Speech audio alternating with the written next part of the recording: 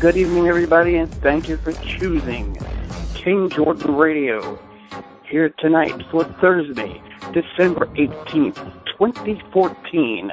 And tonight we're going to go over the year in review of 2014. Tonight we're joined with two special guests.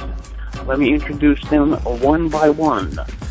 Ladies and gentlemen, first of all, out of Florida, she is a world-renowned body language expert.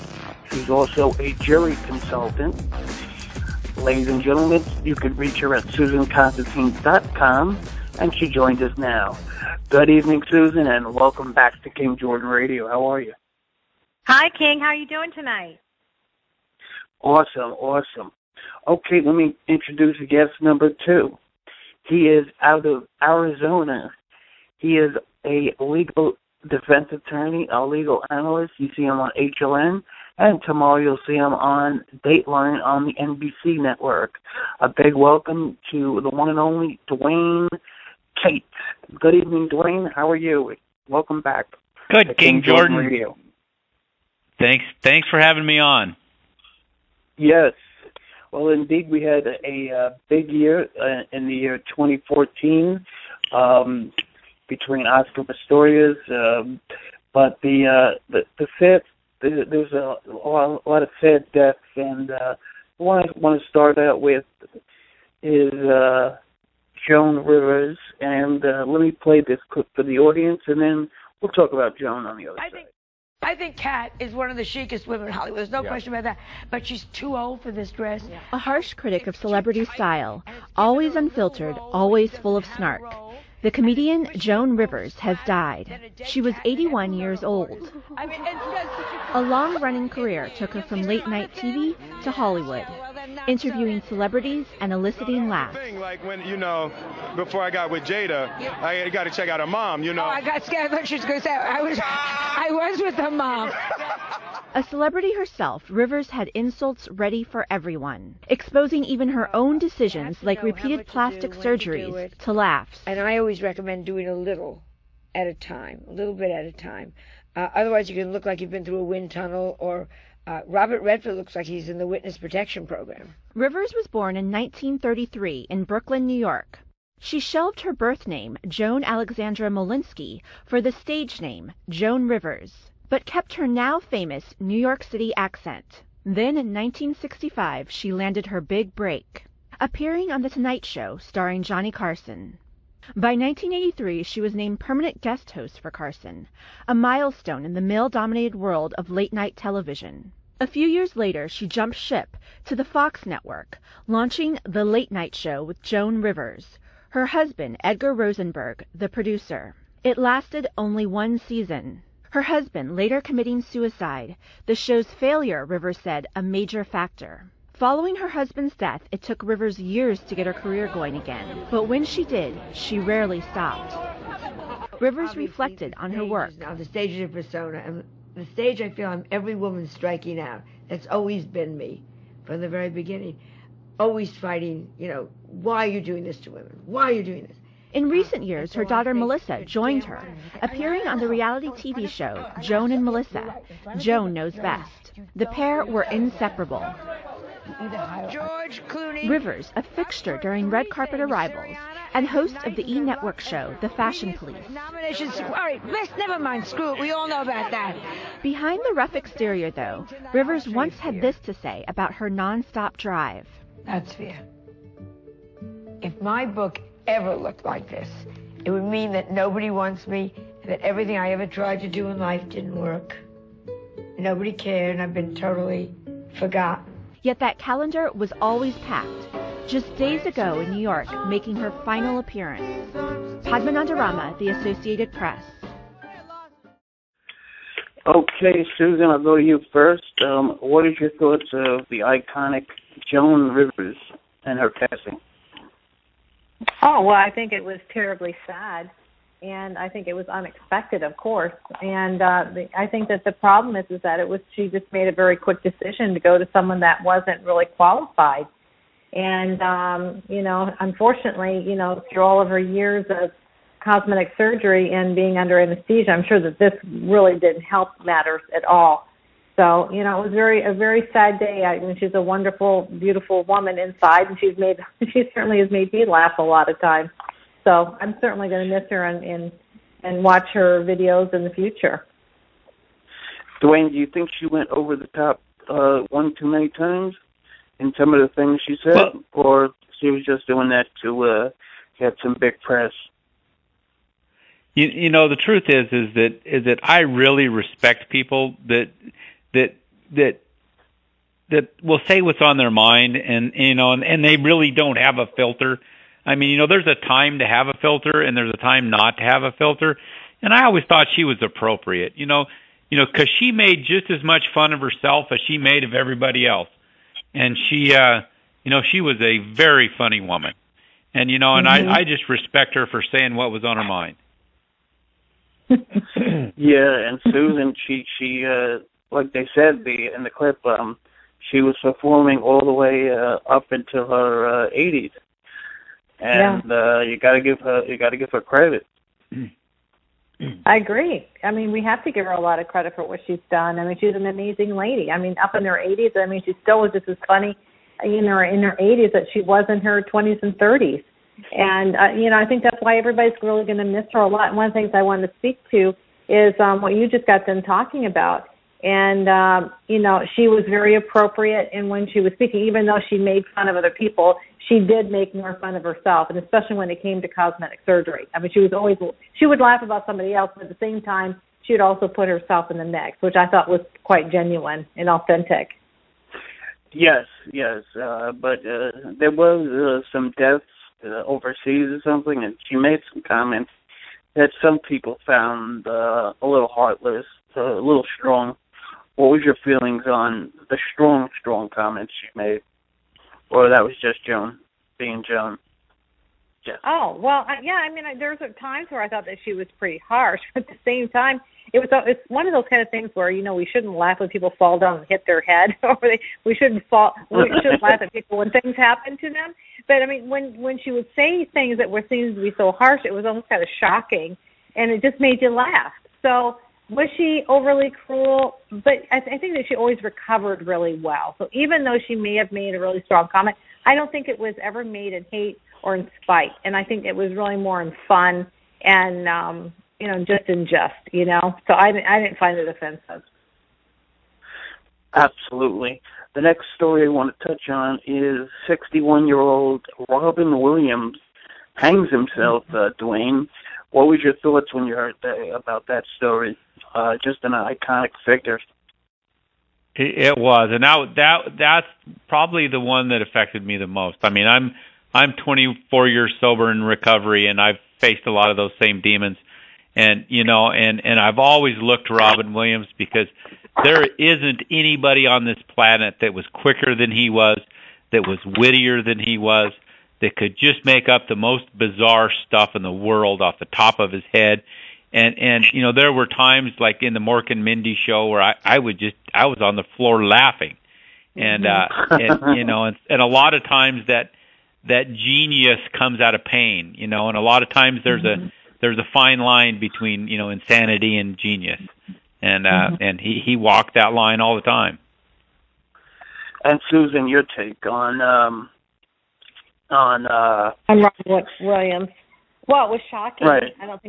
I didn't expect it, but at the same time, when you see Robin Williams, and hearing about that there was this other dark side to him, where he internalized a lot of his thoughts, and why he did what he did is we still don't know. It's still a mystery because he never left a letter. We really don't know.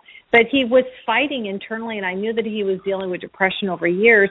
And I think that he covers that depression with laughter, and he's not the only comedian like that, And I sometimes wonder, the people that are the most outwardly funny people, what are they like when they're behind scenes? Because as a public speaker, I remember one gentleman in particular that was a phenomenal presenter, and man, he got everybody fired up, and he was funny and everything else.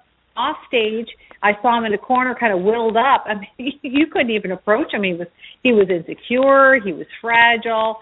And so, I mean, when they're in performance mode, they're a whole different person. But then they don't really show that real person underneath. And you know, it's so sad to hear that he was really harboring all these feelings, and he chose to take his own life. I think it's quite sad.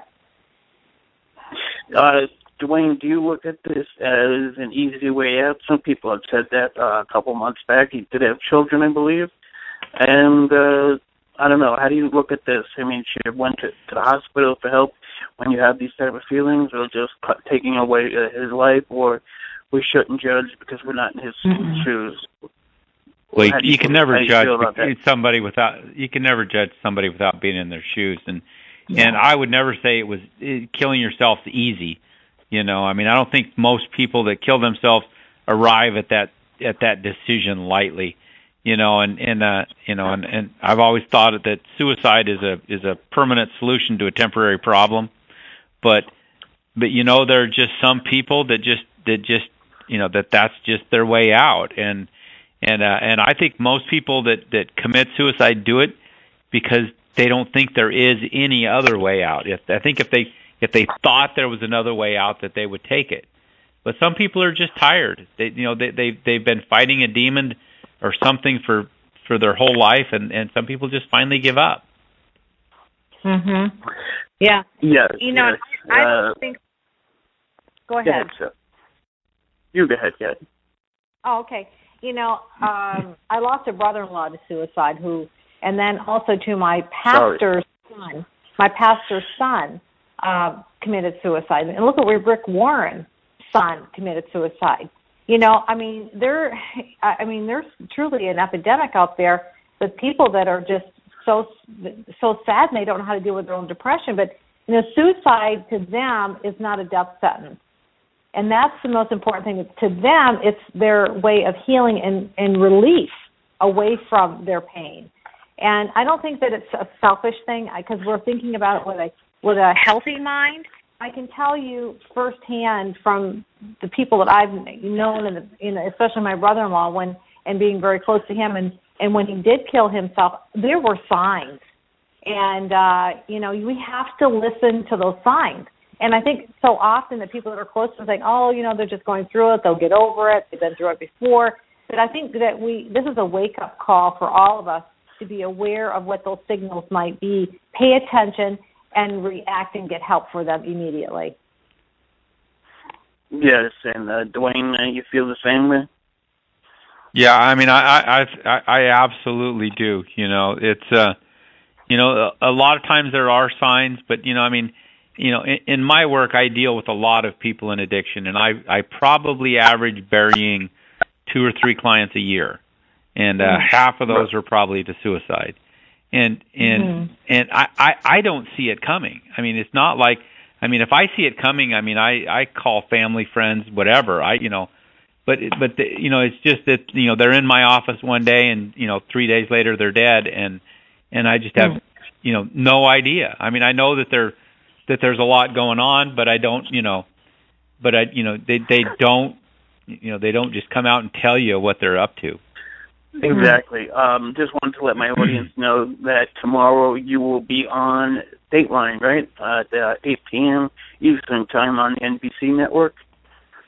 That's correct. Yeah, Dateline NBC is doing a 2-hour special on a murder case that I tried. Yeah, it's a 2-hour special. The case aired before last January, and since that case aired, I got the jury verdict thrown out by the judge. And Dateline's doing a 2-hour special on it.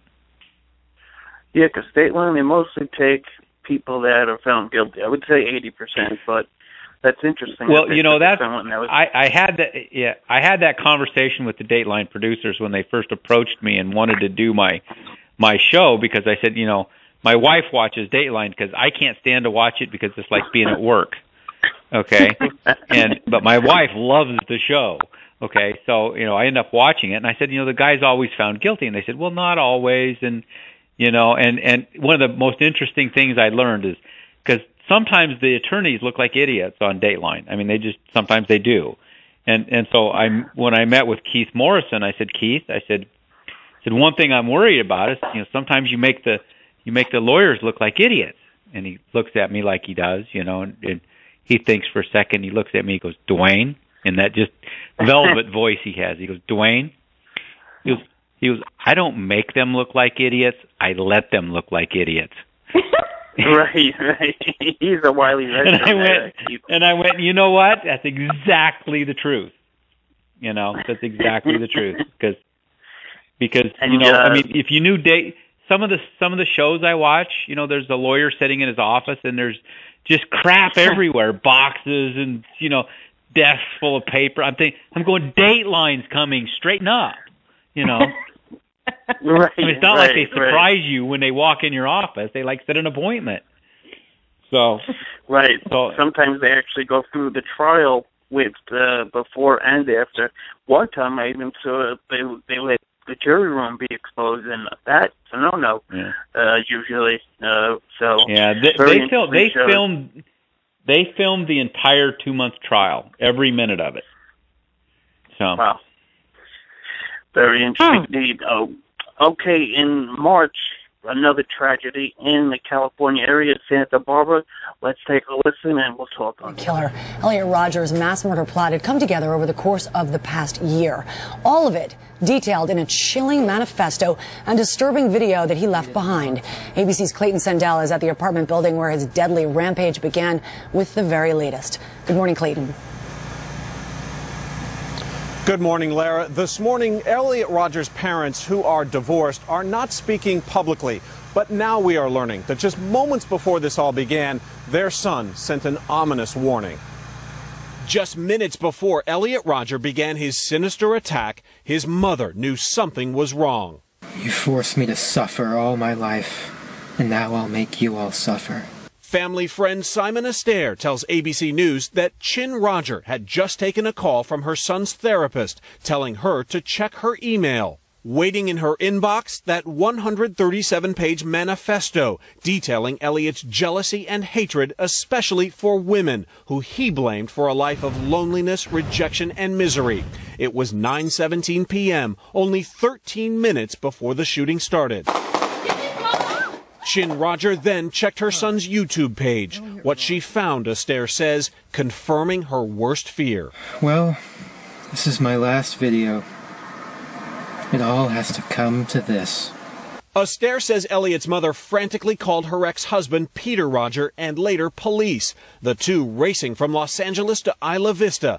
Along the way, radio reports brought news of a shooting. When they reached the police station, officers confirmed the shooter was their son. He was really, really upset about why is the world so unfair to him. Girls gave their affection and sex and love to other men, but never to me. I'm 22 years old, and I'm still a virgin. We now know Roger's family contacted police only weeks earlier, concerned about his increasingly disturbing online rants. Sheriff's deputies went to his apartment. They determined that he did not meet the criteria for an involuntary mental health hold. They found no reason to take action, but Roger wrote that it would have been different if police had found his guns and his assault plan. If they had demanded to search my room, he wrote, that would have ended everything. Roger's manifesto describes a life of deprivation and unfairness, but his Facebook page tells a story of privilege. Expensive cars, designer sunglasses, and private concerts with Katy Perry. His dad, an assistant director on the Hunger Games. Elliot even posted this picture on the red carpet. Images of a glamorous life that apparently masked a dark reality. Now, because Elliot Rogers was never institutionalized for mental illness, it was perfectly legal for him to buy those 3 handguns along with hundreds of bullets. David. All right, Clayton, our thanks to you this morning as well. I want to bring in our Chief Legal Affairs anchor, Dan Abrams. And Dan, it's always easy looking back with hindsight on these things. But the call and the email from the therapist to the mom, this was just minutes before these shootings began. And a lot of people are going to wonder, had the therapist only called police, maybe something could have been done? Yeah, this was a very long manifesto with very little time. and the laws do vary state to state. There's no question that this therapist would have been allowed to call the police without worrying about the privilege. The question is, was it mandatory? Did this therapist have to call the police? It does seem under California law that a therapist can be required to call the authorities, to warn, to protect, most importantly, if the victims are identifiable. And in this manifesto, it does seem that particular people were named, so an argument could be made that the psychologist was obligated to protect the victims in this case, but because it was such a long manifesto and so little time, it's going to be very fact-specific. We also know police called authorities before the sheriff's deputies had gone to the home, and one thing written in the manifesto, Dan, I know you're aware of this, the police interrogated me outside for a few minutes. He goes on to write, if they had demanded to search my room, that would have ended everything. For a few horrible seconds, I thought it was all over. Then a biggest wave of relief. That's what he writes. Yeah, but this wasn't a search warrant, right? I mean, they didn't have the right to just go in there. They were there for a welfare check to make sure that he was not a danger to himself or to others. The police made it pretty clear that in talking to him, there was no real risk, at least that they could tell. So very easy to second guess now. Tough to blame the police in retrospect. Without a search warrant, you can't come in. All right, Dan, thanks very much. Okay, Susan, Constantine, let me go to you first. What's your thoughts on what Dan Abrams was saying? Maybe they could have done more, maybe they couldn't. What's your feelings on this whole case? Well, it sounds like to me that it was, I don't know if that was DCF that came in to do the, or what it was, a police officer or whatever came in to do a well check. You know, first of all, I trained DCF and police officers how to detect deception, and I can tell you they are 50% or best at knowing that. And that's one of my passions, is to help educate these field workers that are out there to be able to detect when someone's being self-deceptive. And you know, walk away thinking, you know, this guy's probably pretty charismatic, he's very likable, and, you know, he schmoozed his way through it. But that's the thing that they're not picking up on because they don't know how to read those clues. But, you know, psychologists, even psychologists themselves, psychologists, federal officers, judges are all about 50% of best to be able to read people, so you know, that doesn't surprise me at all. When I'm looking at him, and I watched that video several times, and I watched it months ago, you know, there's a couple things that I've noticed myself. First of all, anyone that uses a lot of the words I, you know, there's a lot of self-reflection, a lot of emphasis on self. Anyone that is constantly going, everybody's wounded me, everyone's against me, it's all about me, those types of people should watch out for, the I, me, and my, especially in letters, when they're constantly talking about themselves and how other people are hurting them. That is the number one indicator, shows a high level of probability of suicide. You know, and also at the same time, honesty. When they're saying, I did this or I did that, it's actually taking ownership. But when you mention about yourself so many times in a letter or manifesto, it actually shows that through research that those are signals of suicidal tendencies. So, you know, I mean, there's a lot that I could go over here that I saw in him, and when he didn't get what he wanted, of course, and he acted out.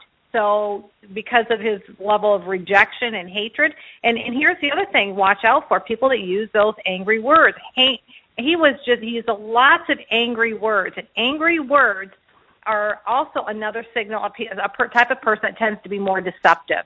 So he hid this for a long time, and he actually decided to put it on paper. I would love to have had that entire manifesto and analyze it to determine a lot of stuff about his personality, which, of course, was too late through statement analysis. And, Dwane, do you think there's anything that could have been stopped or anything that they could have done to stop Mr. Elliot Rodger from doing what he did, saying that these girls and this and that and, you know, shooting all these people? Couldn't there ever been anything to stop that? Well, you know, there may be. I mean, we could live in a society where they don't let you do anything, and you know, you only do what the government says, and they search your stuff all the time. And you know, we live in a free society, and part of living in a free society is risk. I mean, we live in a society where you can have guns, and so there's going to be a risk that people are going to, you know, get shot. I grew up in Wyoming where everybody has a gun. And, you know, there aren't very many people shot, although I read today in a newspaper that a dog shot his owner. in Wyoming. So that, even the dog dogs shot carry his guns. Yeah, he jumped The in the dog back shot? seat, and the dog shot his owner. He jumped in the back seat and jumped on a rifle, and it went off and shot the owner. So even the dogs carry guns in Wyoming, But there's very few shootings because everybody has guns. You don't take a gun out and start waving it around because you're going to get shot.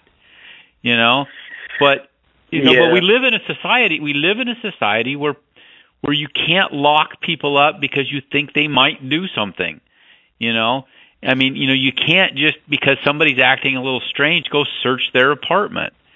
It would have been great to have the manifesto, if he'd have published it, weeks in advance, maybe we could catch him. There are warning signs and there are things that people can watch for and there are ways of detecting people and quite a few people are detected and stopped. But, there's always going to be those people that slip through the cracks and these mass shootings, I absolutely believe, are somewhat manufactured by the press. They're the people that perpetuate the mass shootings become famous. So if a guy's going to kill himself, he says, "Hey, why not go out in a blaze of glory?" Everybody knows my name. And and when I grew up, there were no school shootings. Okay, but after the Colorado, after the first one, here they came, copycats, and there's tons of them. But I mean, you can't not cover those in the news, but I mean, people start to think that that's a good idea, and there's they're catching more and more of them now by monitoring social media because these kids aren't very smart. I mean, they put stuff on social media about what's going on ahead of time, and a lot of them are getting stopped. Oh yeah. I mean, but the laws here in New York are much different in terms of the guns. Like that football player, that Charles himself, he got 2 years. Sure. And he did the full 2 years. And I guess over there in Florida, I hear you can buy a gun at Walmart. Chris Rock was saying, jokingly. Oh yeah, you can buy one at Walmart here too. The problem with that is when guns are outlawed, only outlaws have guns. And cops. I mean, that's why do you think shooters go to schools, to campuses? They're gun-free zones. They can take their gun out and start shooting people with very little risk of getting shot. Why do you think that there aren't very many cases where somebody walks into a police station with a gun and starts shooting? Okay, because everybody in there has guns. Okay, they're easy targets. These people look for soft targets. They're not going to go. They're not going to go to a National Rifle Association convention and start shooting. They're going to go where there are no guns. But what was that one case where that woman took her son to a shooting range and shot his son? It was here in Florida. Yeah, well, and that happened. But again, that wasn't a mass shooting. That was just a single shooting. Yeah, they weren't going there to try to kill a bunch of people. And well, I mean, and there's all kinds. There's all the guy in Colorado in that Batman movie, which will be going into trial in February, January. That shooter, that was horrific, and it's terrible. It's terrible what's going on. It is, and unfortunately, that those things are going to happen, and there's not much you can do about it. No question about it. Okay, in February there was the Loud Music murder trial. Let's play a clip from that, and then let's get your take on the other side. In a courtroom in Florida, a spectacle. 3 hours of can't-look-away testimony from the man accused of murdering an apparently unarmed teenager over loud rap music in a car.